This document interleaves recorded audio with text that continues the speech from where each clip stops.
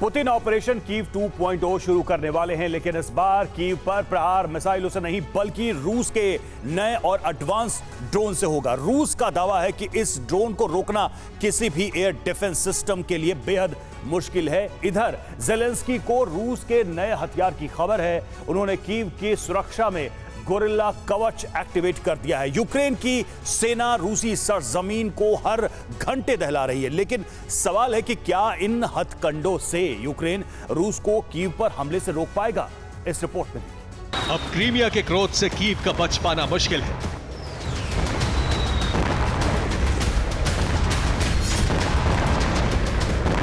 Kyiv में तबाही का सबसे बड़ा खतरा मंडरा रहा है। इन आशंकाओं के बीच है रूसी राष्ट्रपति का ऑपरेशन कीव विजय।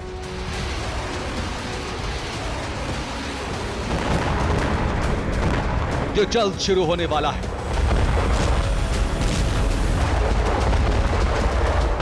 और उसके सेंटर में होगा रूस का नया शिकारी जैबरा ड्रोन। रूस का दावा है कि इसकी एडवांस तकनीक की काट यूरोप के पास नहीं है। इस ड्रोन के सामने कीव की सुरक्षा के लिए तैनात डिफेंस सिस्टम पूरी तरह फेल हो जाएंगे।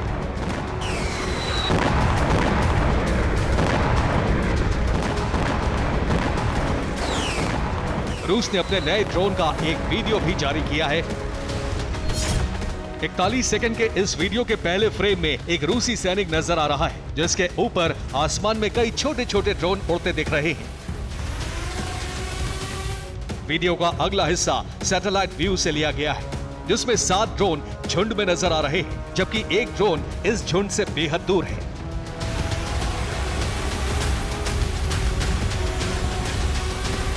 वीडियो के अगले फ्रेम में ये ड्रोन अपने अपने टारगेट्स पर हिट होते हुए नजर आ रहे हैं।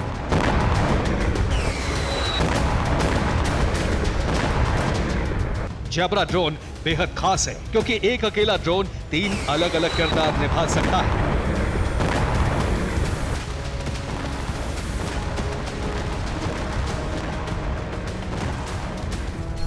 नंबर 1, टोही ड्रोन।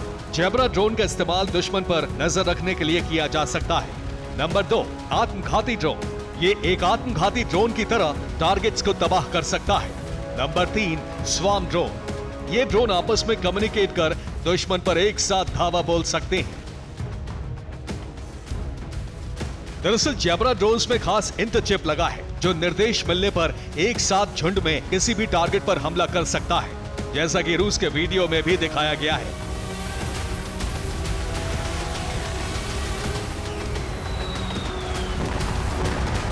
वहीं उस झुंड का एक ड्रोन किसी दूसरे टारगेट पर अलग एंगल से हमला कर सकता है।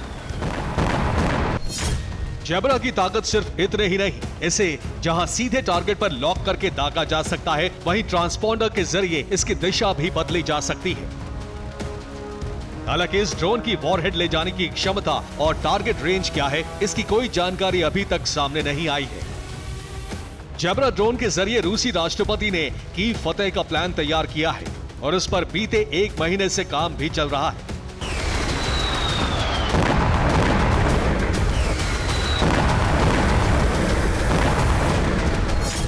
हाल ही में रूस का नया ड्रोन कीव में मिला था। इसमें वॉरहेड नहीं लगा था। दावा किया जा रहा है कि इसके जरिए रूस कीव में एयर डिफेंस सिस्टम और हमले वाली जगहों की रैकी कर रहा था।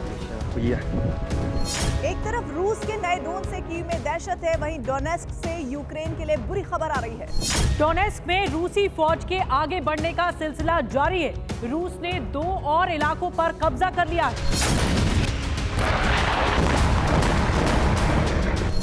रूस ने डोनेस्क में प्रोरिस और येवगोनिवका पर कब्जा कर लिया है। बीते 1 महीने में रूस डोनेस्क के 14 इलाकों पर कब्जा कर चुका है। डोनेस्क के अलावा रूस ने सूमी में बड़ा अटैक किया है। यहां रात 2 बजे के आसपास रूस ने इस्कंदर मिसाइलें दागी, जिसमें 3 लोगों की मौत हो गई। रूस के आक्रामक हमले के सामने अब पश्चिम के हथियार भी नहीं टिक पा रहे हैं। अवदीव्का में रूस ने 2 अब्राम्स टैंक को नष्ट कर दिया। बीते 10 दिन में तबाह होने वाला ये 4था अब्राम्स टैंक है। रूसी हमलों का जवाब यूक्रेन रूसी सरजमी को दहला कर दे रहा है। यूक्रेन ने कुर्स्क में ड्रोन अटैक किया है। ये हमला पोलेवाया ऑयल प्लांट पर किया गया। हमले में ऑयल प्लांट को बड़ा नुकसान पहुंचा है। रूस की नोवगोरोद में भी यूक्रेन ने ऑयल रिफाइनरी पर ड्रोन अटैक किए। हमले में ऑयल रिफाइनरी धू धू कर जल उठी। बेलगोरोद में भी यूक्रेन ने एक रूसी एनर्जी प्लांट को तबाह कर दिया। दरअसल यूक्रेन इस वक्त आर पार की जंग चाहता है, क्योंकि जेलेंस्की को डर है कि वो ज्यादा वक्त तक रूस के सामने नहीं टिक पाएंगे। एक इंटरव्यू में जेलेंस्की ने सरेंडर के संकेत दिए हैं। हम नवंबर के अंत तक शांति की योजना पेश करेंगे। हम क्षेत्रीय अखंडता और दूसरे मुद्दों पर कई देशों से बात करेंगे। अमेरिका और यूरोपीय देशों को एकता बनाए रखना जरूरी है, ताकि मॉस्को को पता चले कि उसके पास कोई मौका नहीं है।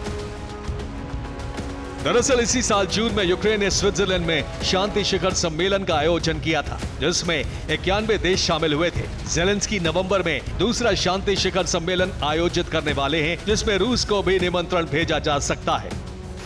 हालांकि रूस ने निमंत्रण मिलने से पहले ही इसे अस्वीकार कर दिया है।